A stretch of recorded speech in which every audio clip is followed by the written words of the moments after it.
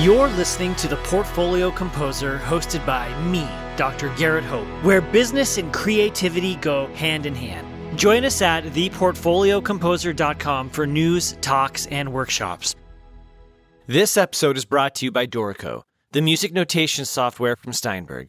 Dorico Pro 3 is a major new version, with game-changing advances in note input, notation, and engraving. Also available from Steinberg is Dorico Elements, an entry-level application that packs all of the essential power of Dorico Pro into a simple, streamlined package that is ideal for those getting started. Find out more later in the show. Hello, and welcome to The Portfolio Composer. I am your host, your coach, and your teacher, Garrett Hope, and this is part 3 and the final episode of our special mini-series featuring Christopher Tin and his record-breaking Kickstarter campaign to fund and create his new album, To Shiver the Sky. The album has been released, and if you have not listened to it yet, go and do that. It's so good. Just wonderful music, incredible performances, and Christopher is a master storyteller. I really admire the work he's doing. So also, you'll need to go back and listen to parts 1 and 2 of this Kickstarter series where we talk about creating the levels and some of the problems he encountered as he was putting out his campaign. Now we're going to wrap things up. So there's a few parts to this. The first is we're going to talk about having a pipeline of projects and how Christopher was thinking about this project and the Kickstarter campaign in terms of the longer goal of his artistic and compositional career for years to come. And then the importance of having a team, people you can rely on and you can outsource some work to, because it's so difficult to do it all yourself. And if you've ever run a campaign yourself, you know it's a crazy amount of work, especially when you're operating at the level that Christopher did. So having people you can trust, rely on, and you can give tasks to is great and so helpful, especially so you can continue doing the high-level work, which is composing and then networking and building relationships. Then we're going to talk about the importance of rolling out the rewards and what it was like booking Abbey Road. And then finally, we'll wrap things up by looking at the numbers. What does it all mean that he made over $200,000 or the Kickstarter campaign brought in over $200,000? All right, you'll get a lot out of this. Enjoy. One of the things that you just said, Chris, is about having things in the pipeline. And a colleague of mine, when I was teaching in academia, was talking about his writing process because they have to publish papers regularly. And so he said that he always has a paper about to be published. So that's kind of post-edited, a paper he's currently writing, and then papers that are like research that he's doing. So there's always projects at one of these 3 stages of development. And I've kind of applied that to my work as a composer. And so I wonder if that applies to you as well, because you said that you're currently working on projects, you have projects around the corner, but you have all these other fingers in the pie. So taking that analogy of the pipeline and where things are, how does that apply to your work as a composer? Well, I think that's a really great way of looking at it. And, the truth is you have to have a pipeline going because a lot of things that you initiate don't actually produce results or bear fruit until years down the line.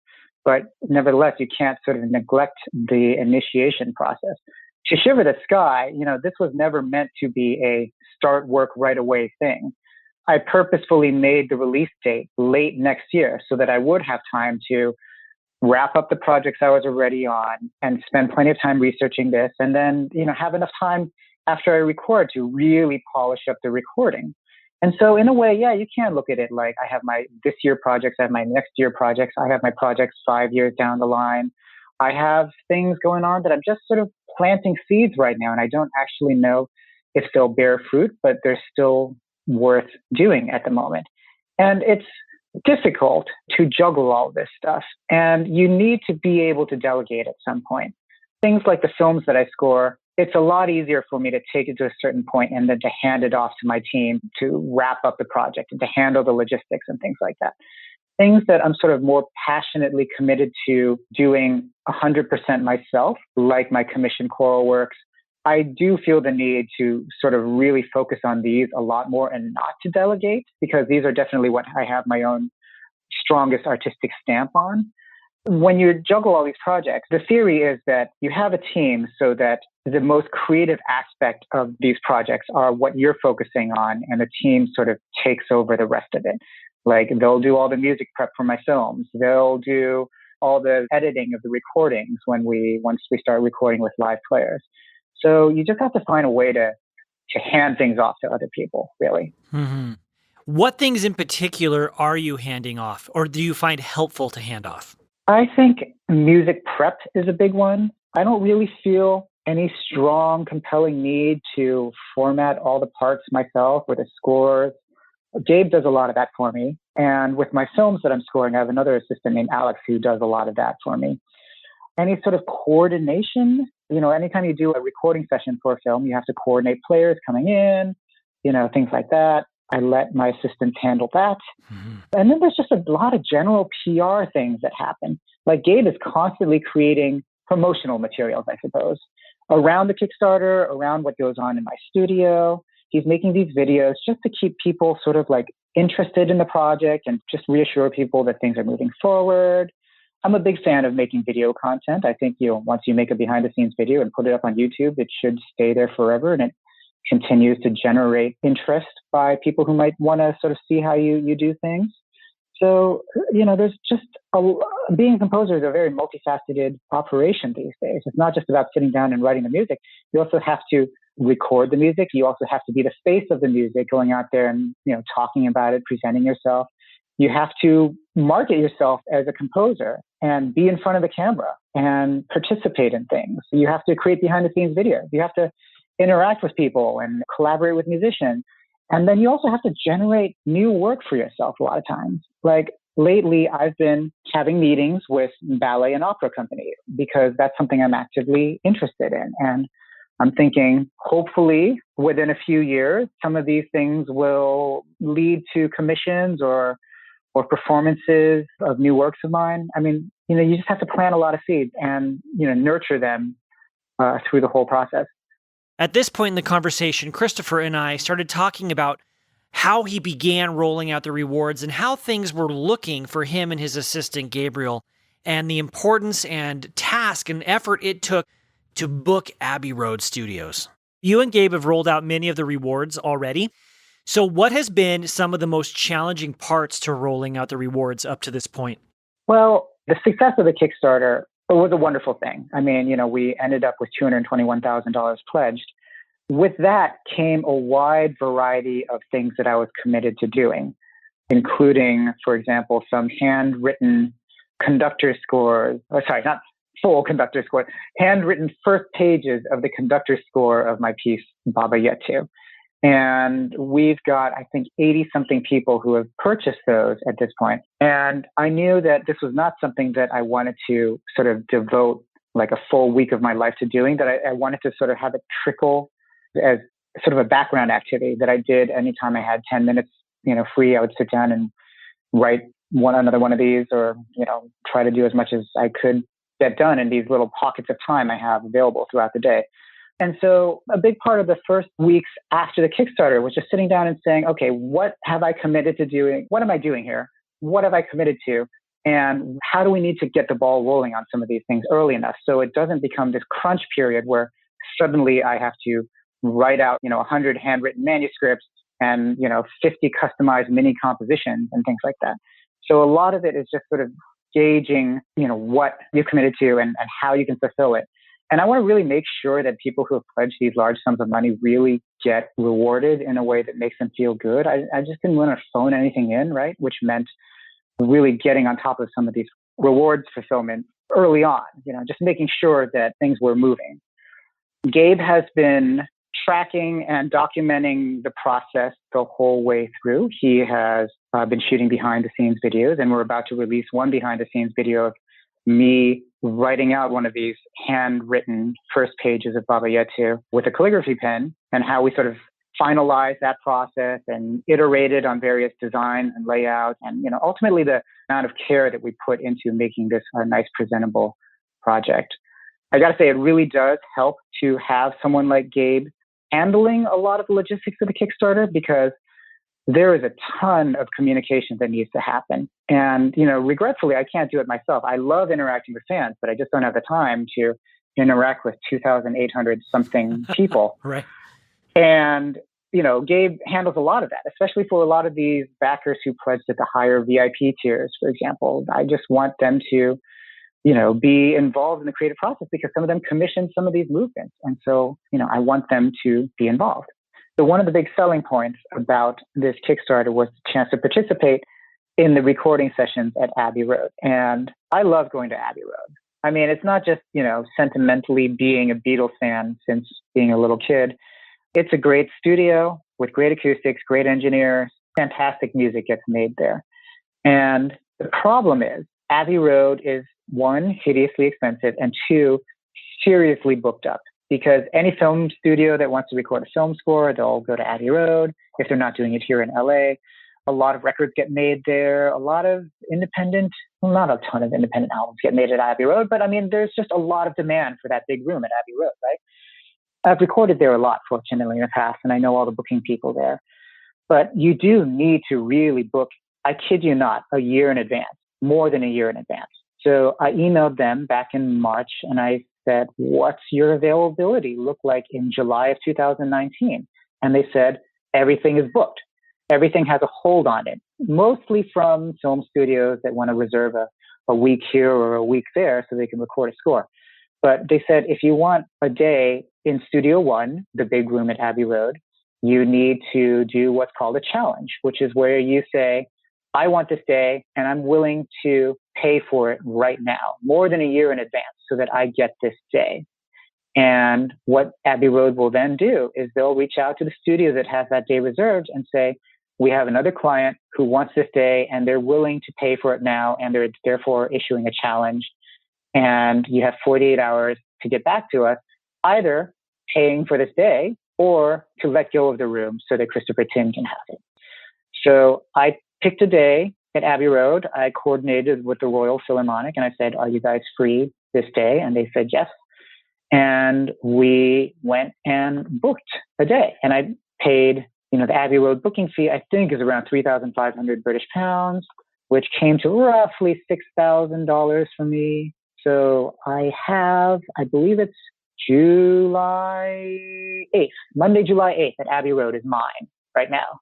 And it's paid for and everything. And the RPO, they've reserved that day for me as well. I don't have to pay for them until, a few weeks before the recording session. But, you have to put the money down to get this room.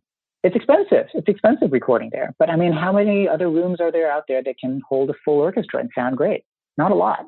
Right. Not a lot. That come with incredible engineers too. Exactly. So let's go back to my $99,000 budget.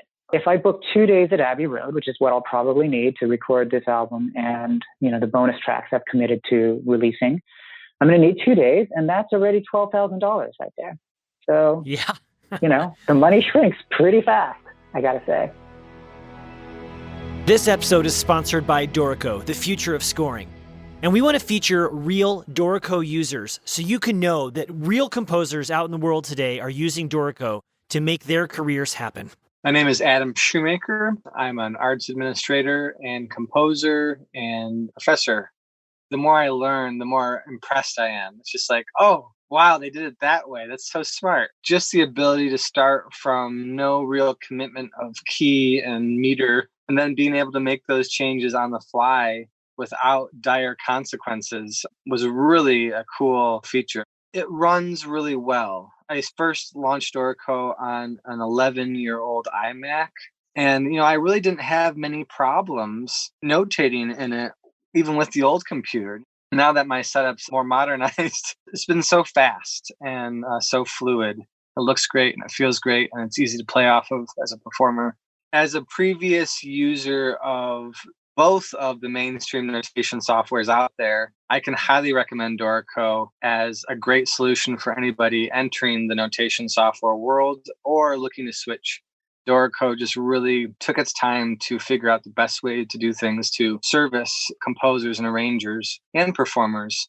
It's really just the smarter way to notate your music, in my opinion. It's been a joy to use. Every time I'm trying to learn a new skill within Dorico, once I learn it, I'm like, oh, that was actually so much fun to learn. And I usually remember it and it sticks with me. And I feel like in the past, I've always been like, oh man, that was so cumbersome. But in Dorico, I have yet to run into something that I cannot do and not do easily. I feel supported by the software's capabilities and also, the team too, the team behind Dorico. They're so attentive and helpful and ready to assist. They want to make this a great opportunity for everybody that's using it. And so I'm really pleased with the customer service behind the Dorico too. The kind folks at Dorico have set up a special web page so you can go and download a free 30-day trial copy of Dorico. So go and do that. I have been using the program and I'm absolutely in love with it. Go to www.steinberg.net/TPC. And some of the reward levels included being present. Now, I'm imagining that these guests will be in the control room or will they be in the live room? And then a second question on top of that is, how much room is there for guests? There's a ton of room in the live room, actually. And what's great about the live room is there's actually a second story. It's like a balcony sort of overlooking the recording space. And a lot of people can sit up there and be out of the way. There's also a lounge on the second floor, so people can sit in there if they want. The control room, however, is small. And we can't really have guests sitting in there. But personally, I think it's more interesting for them to be in the live room with me as I'm conducting. And the sound is amazing in there, right? I mean, you know this, there's no better sound than a live orchestra in front of you. And so I think they'll enjoy being in the live room. 12 people per day. It's not too bad. And I've had much bigger groups just sort of loafing around that weren't Kickstarter backers, actually. So. And I want to, the other thing is though, I want to make sure that they have time for some Q&As and things like that. I mean, it's going to be a full day thing for them, which I hope they'll participate in. I mean, they'll obviously see the recording sessions, but at some point, maybe we'll all just sit down for a tea and we'll talk about what they just heard. I mean, I think a lot of people who attend these sessions will be surprised by a number of things. First of all, how quickly it happens. So typically with an orchestra like the RPO, they can record about 20 minutes of music per 3-hour session. And what's amazing is they don't actually rehearse any of the music in advance. They just show up and sight read it all. And usually by the second take, it's pretty darn perfect, right? That's amazing. It's amazing, right? Most people don't realize how good these musicians are. They just show up and they sight read and it's perfect. And so, I don't typically like to do more than 2 sessions a day because players just get tired, especially, brass players, their lips are going to start giving out at the end of the day.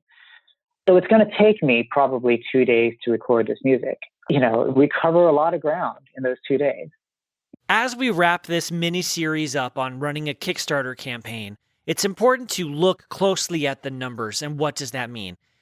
We don't run Kickstarter campaigns to make ourselves rich. It's all to fund a project. And I believe Kickstarter itself really doesn't want you to pay yourself. This is to cover the production and creation costs, not your time in making the product.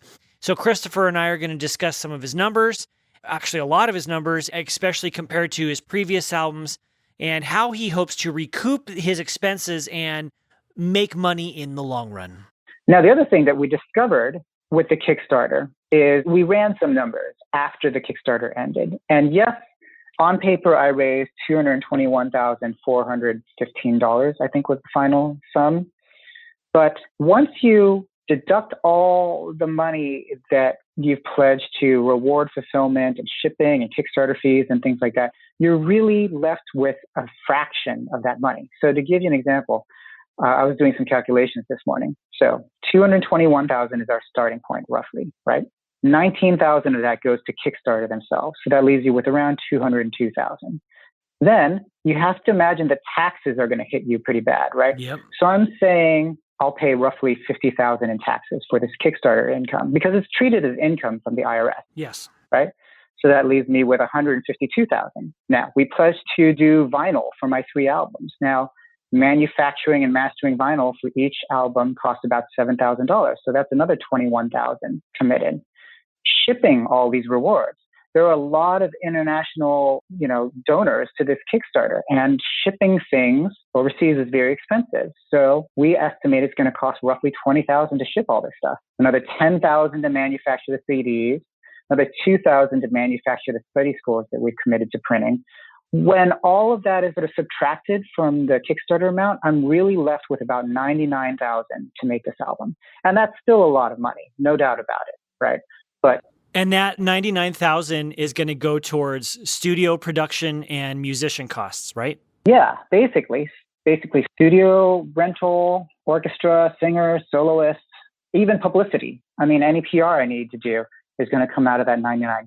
So when we get down to it, you're going to actually see almost $0 for your time of writing the music. $0 up front. Right. Okay, that's a good distinction. I mean, yes. $0 up front, because you will monetize this on the back end with concerts, ticket sales, CD sales, album sales, score sales, all of that, and licensing. Yes, exactly. And that's the long tail of something like this, right? Classical works, classical albums, they don't go out of style the same way that, say, pop music does, right? Sort of the style that I write in, there's not a lot of other people composing in this exact same style that will be releasing albums that will render mine yesterday's news in a way. So there is a long tail that I could sort of rely on. And for my previous albums, I relied on that heavily because I would invest $200,000 of my own money to make an album and then hope that it paid off after a few years. And that was my model for a while. A large portion of the production cost of making this album will be covered by the Kickstarter, but I will not be making money off the Kickstarter directly myself. And I'm not sure if that's meant to be the ethos of Kickstarters anyway. I'm not sure if you do a successful Kickstarter, you're supposed to say, oh yeah, okay, I'm left with $99,000, but $50,000 of this is just going to be for my living costs for the time that I'm writing this album. Maybe some people do it that way, but I just never thought that was how it was supposed to work.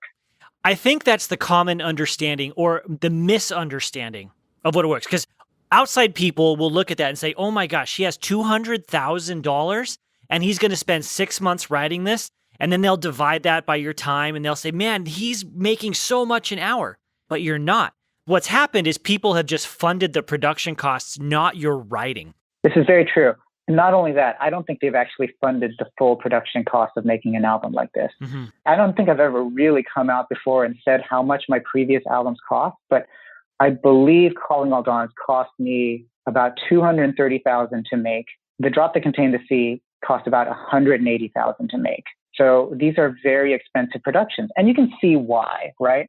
I mean, they're recorded with a full orchestra, the Royal Philharmonic, no less, at Abbey Road Studios. I mean, Abbey Road does not come cheap. And all the guest artists, the guest choirs, soloists, percussionists, mixing and mastering, all of this adds up to a huge bill, right? And yeah, absolutely. It's great to have $99,000 to make an album like this, but in all likelihood, I'll be investing a lot of my own money into finishing it off. And how long do you estimate it'll take you to recoup? Or your previous two albums, how long did it take to recoup those investments? Well, Calling All Dawns recouped pretty quickly. I mean, you just get a couple of key licenses and that makes back a ton of money for you. Mm-hmm. Since this is a podcast centered around, it's a composer-to-composer podcast, essentially, right? One of the most lucrative things for me from Calling All Dawns was my song Mato Kara Miru being licensed by a rapper who wanted to rap over it for his album. And this rapper's name is Tyga. He's, not someone I would typically listen to on my own, but he sampled my song Mato Kara Miru, and his record label, through both the master side of the sampling and also the publishing money, they probably paid me around $100,000 total for that sample license. Baba Yetsu itself has been licensed a number of times by the various TV networks, so that generated a lot of licensing income. And then record sales, they were pretty good back in the day. Like Calling All Dawns was released in 2009, and people were still buying quite a number of copies of it. So I don't know, record sales anywhere from 50 to 100,000, something like that. We're in a different climate now because of streaming, obviously. And the amount of money you make by recording your albums and putting them on Spotify is a much smaller percentage than what it was back when people were purely buying recordings. But that does help, mm-hmm. as well as sheet music income. That's also good as well. Public performance income. Anytime one of my song cycles gets performed in public, BMI tracks that and I get a check from them. It's a real sort of like, I guess, mixed bag of revenue streams that come in. And, that's kind of why you do these projects. There's no one sort of single recoupment path, really. It's just a number of things, from the live concerts you do yourself of your music to, the licensing income to even YouTube video income. When they run ads on YouTube videos, for example, you get a small trickle of income that way. It adds up in the long run. Yeah, absolutely it does. And you're not, in this particular case, fronting all the money. So even though you won't see as much income from streaming directly, your cost to income ratio is going to look different than your previous albums. It will. And I'm really interested to see how this plays out because, what's interesting about the streaming era now and the crowdfunding era now is that there will be people out there who will pay to be a part of this Kickstarter. They'll give me however much money they would have given me before had I done it the traditional way where they buy a CD after it's done, et cetera, right? But in all likelihood, they'll probably just listen to it on Spotify anyway. So in a way, that person who pledged $25 for a CD in advance gets the CD and then listens to it on Spotify anyway later on. I'm actually getting the best of both worlds in a way. I'm getting essentially a CD sale, but also streaming revenue from that person's consumption habits. So it's interesting. I'm very curious to see how all this plays out. Maybe we can do like a 1-year anniversary of the release of the album and I can give you some more concrete numbers about how it plays out. But the streaming era that we're in now, I've never been terribly happy with it, but coupled with the crowdfunding mentality that people have nowadays, there's ways for musicians to make it work. It's encouraging to hear you say that because I think a lot of people get despondent and feeling like it's not going to work. Well, and I was one of those people for a number of years. And to a certain extent, I still look back on the glory days when I could shift, 20,000 units of Calling All Dawns or whatever, right? Those days are somewhat gone. In the classical music world, there's still a fair amount of sales of music. And I've gradually noticed my streaming income rising and my sales income falling, but not being gutted completely. That was always a concern of mine, that like streaming would completely gut all sales income. And a lot of it has been gutted, but we're at this sort of equilibrium level now for me where I've sort of noticed that my streaming income is roughly the same as my sales income month upon month. And, truth is I do actually have more digital only releases now that are not sold as CDs. So, like maybe my streaming numbers are a little enhanced because there are more releases streaming than, there are on the physical side. Mm. But I think there's still income to be made that way. But I think it also behooves you as a composer to really make sure that whatever you compose and record is unique and sought out, and that you have a fan base that will sort of return to you again and again to consume your music. Because, the moment your music becomes generic and replaceable by someone else, you will likely be replaced by someone else. All right, that wraps up our mini-series on Kickstarter featuring Christopher Tin and his new album, To Shiver the Sky. Please go to theportfoliocomposer.com and sign up for the mailing list. I've been sending out regular emails every Friday with things to think about. I've got lots of projects in the pipeline and interviews to release. There's good things coming, and you want to make sure that you're one of the first to know about it. Okay, you've got this. This episode of The Portfolio Composer has been supported by Dorico, the music notation software from Steinberg. Whether you're a composer or arranger, a teacher or student, working in music engraving and publishing, or working in producing music for media such as film, TV, and games, Dorico is the tool for you. Dorico comes in 2 versions, Dorico Pro for professionals and Dorico Elements, providing the perfect introduction to the world of scoring. Whichever version you choose, you'll be using software packed full of smart features that produces beautiful results completely automatically, allowing you to get music on the stand more quickly than with any other software. You can bring music into Dorico from your existing software using Music XML or MIDI, and you can try Dorico out completely free of charge for 30 days by downloading a trial version from dorico.com/TPC. Try it today.